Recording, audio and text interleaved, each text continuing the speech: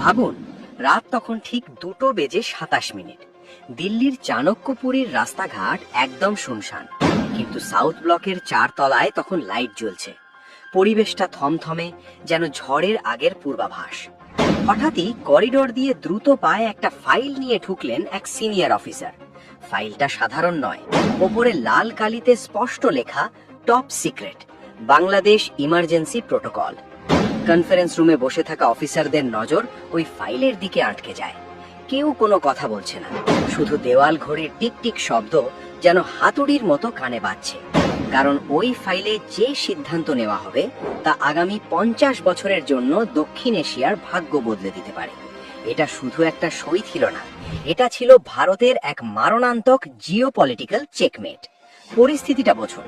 ঢাকার রাস্তায় তখন হাহাকার, ডলার নেই, ব্যাংকের ভল্ট ফাঁকা, আর পেট্রোল পাম্পে কিলোমিটারের পর কিলোমিটার লাইন।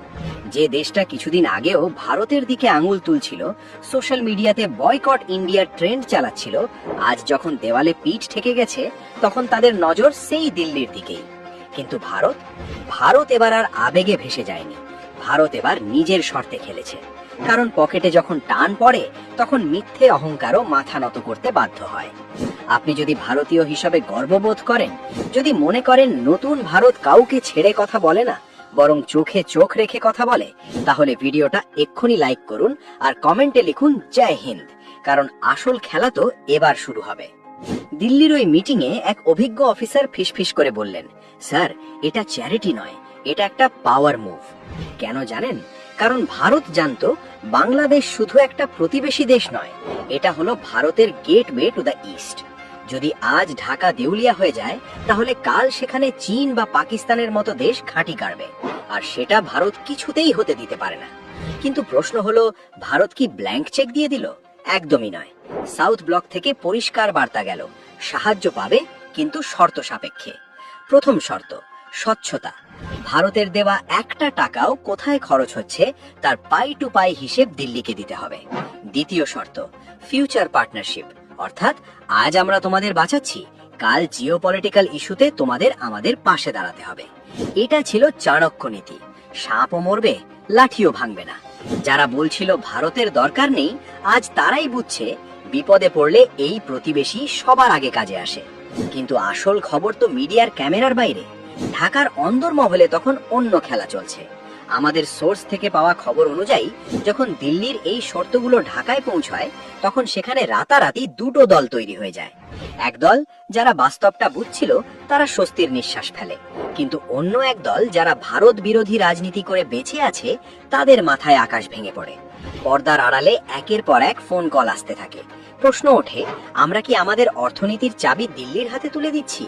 মিটিং টেবিলে বসে এক নেতা তো রেগে টেবিল চাপড়ে বলেই ফেললেন, আজ যদি আমরা মাথা নত করি, ইতিহাস আমাদের দুর্বল বলবে।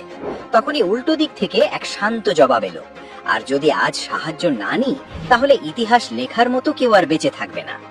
দিল্লি কিন্তু চুপচাপ সব দেখছিল। কোনো হইচই নেই, কোনো বড় বড় ভাষণ নেই, শুধু একটা ছোট্ট বার্তা পাঠিয়ে দেওয়া হলো, সিদ্ধান্ত আপনাদের, কিন্তু হাতে সময় খুব কম। শেষমেশ ঢাকা রাজি হলো। ভারতের শর্ত মেনেই এলো আর্থিক প্যাকেজ।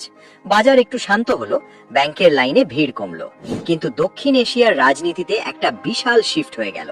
সময় বুঝে গেল, ভারত এখন আর শুধু রিয়্যাক্ট করে না, ভারত এখন পরিস্থিতি কন্ট্রোল করে। যারা ভাবছিল ভারতকে কোণঠাসা করবে, তারা দেখলো বিপদের দিনে এই ভারতই একমাত্র স্টেবিলিটি বা স্থিতিশীলতা দিতে পারে। দিল্লির সাউথ ব্লক এখন শান্ত, কিন্তু ফাইলে সই করার পর সেই অফিসার একটা কথা বলেছিলেন, এটা তো শুধু ট্রেলার ছিল, পিকচার তো অভি বাকি হ্যায়। আপনার কি মনে হয়, ভারত কি বাংলাদেশকে এই সাহায্য করা উচিত ছিল, নাকি তাদের নিজেদের হালের উপর ছেড়ে দেওয়া উচিত ছিল? আপনার মতামত সোজাসুজি কমেন্টে জানান। আর ভিডিওটা ভালো লাগলে বন্ধুদের সাথে শেয়ার করতে ভুলবেন না।